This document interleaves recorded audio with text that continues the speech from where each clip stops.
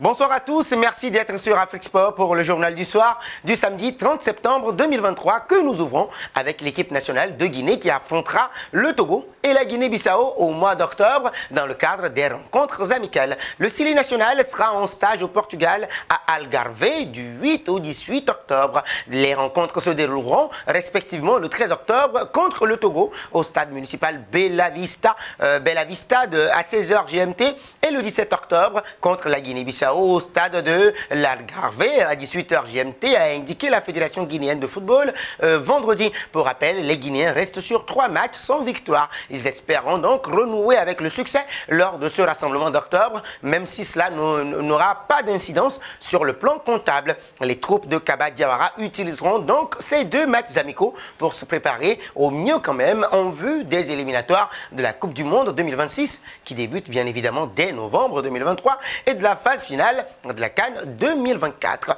Passons au CHAN. La Confédération africaine de football CAF a officiellement annoncé le report des éliminatoires du CHAN 2024 en raison de l'incertitude concernant le pays hôte pour la prochaine édition de la compétition qui est l'équivalent de la CAN pour les joueurs locaux. Cette information a été confirmée notamment par la Fédération togolaise de football FTF qui cite bien évidemment une correspondance officielle de la CAF adressée à ses membres durant la dernière édition du CHAN qui avait été remportée par le Sénégal devant l'Algérie. Rappelez-vous, au tir de but, la CAF avait décidé d'allouer 3 places à chaque zone en incluant la place de l'association organisatrice. Cette initiative avait pour but d'assurer une représentation équilibrée des différentes régions africaines. Toutefois, face à l'absence d'annonce justement concernant le pays organisateur du CHAN 2024, le format des qualifications demeure indéfini car celui-ci est directement lié à la zone qui hébergera le tournoi final. Au niveau des qualifications, 8 nations sont prévues pour prendre part aux qualifications dans la zone UFOA A,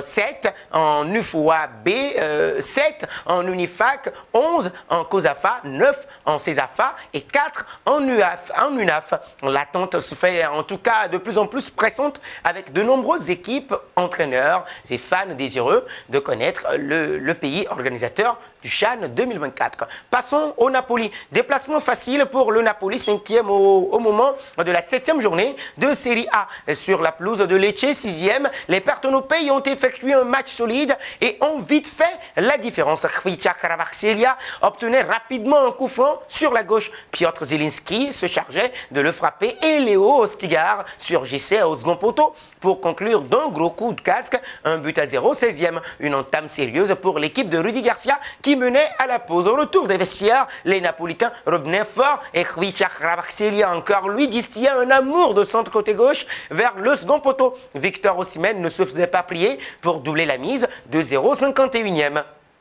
Faisant tourner, le Napoli s'est définitivement mis à l'abri en fin de match. Giacomo Raspadori permettait à Gianluca Gaetano, bien évidemment, d'enfoncer le clou 3-0, 88e. En fin de match, Matteo Politano s'est chargé de transformer un penalty 90e plus 4. Avec cette large victoire 4-0, le Napoli s'offre un joli spectacle et remonte à la 3e place à 1 point de l'Inter et de l'AC Milan. Enchaînons avec Sergio Ramos, buteur contre son camp hier avec le FC Séville. Sergio Ramos a offert la victoire au FC Barcelone, son rival de toujours. De quoi nourrir toutes les moqueries à son sujet. Merci Ramos, titre Sport par exemple pour son édition du jour, alors que Mundo Deportivo y va de son goal.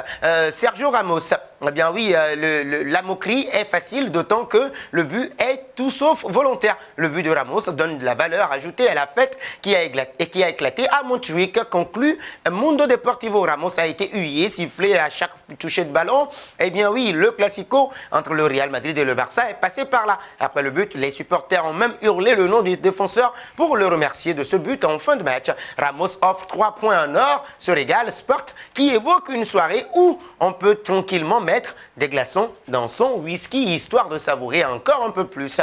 Le sommeil a dû être compliqué à trouver justement pour l'ancien Parisien. Pour couronner le tout, la presse reconnaît unanimement que sa prestation est bonne. L'arrière central a réalisé un grand match, mais tout son travail a été perdu sur une une action malheureuse, estime de son côté Marca. Terminons avec Lionel Messi. Un peu plus de 2 mois auront suffi quand même à Lionel Messi pour devenir la nouvelle coqueluche des États-Unis. Arrivé à la mi-juillet à l'Inter Miami, en provenance du Paris Saint-Germain, la Pulga a très vite mis tout le monde d'accord grâce à ses performances remarquables. Coup franc, passe décisive ou encore but de classe mondiale. Eh bien oui, l'Argentin est l'attraction du moment en Major League Soccer et ce n'est pas prêt d'être terminé. À tel point que, selon les données révélées par la Ligue américaine, Lionel Andrés Messi est d'ores et déjà le joueur ayant vendu le plus de maillots du championnat en 2023 à compter de janvier à septembre.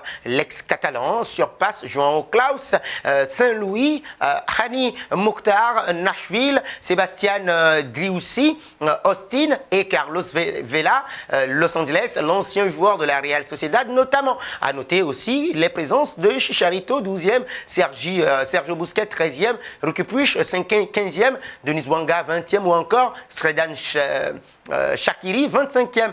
Eh bien oui, comme quoi les anciens pensionnaires des clubs européens s'exportent à merveille outre-Atlantique. C'est la fin de ce journal du soir sur Afrique Sport. Merci de l'avoir suivi. Toi qui me suis et qui ne t'es pas encore abonné, c'est le moment de le faire. N'hésite pas de t'abonner sur Afrique Sport et n'oublie pas d'activer la cloche de notification pour ne rien rater de l'actualité sportive.